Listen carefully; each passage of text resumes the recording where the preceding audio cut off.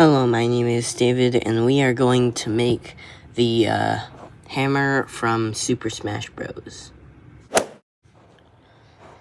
So, first, I take a really small cylinder tinfoil base, not that small, and wrap some black clay around it. Then I make 2 black cylinders and place them on both sides.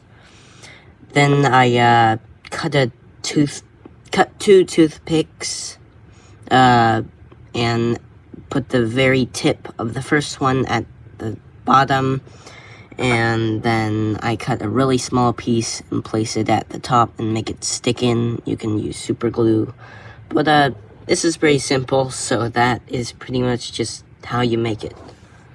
So yeah, that's what I wanted to make with you. Bye.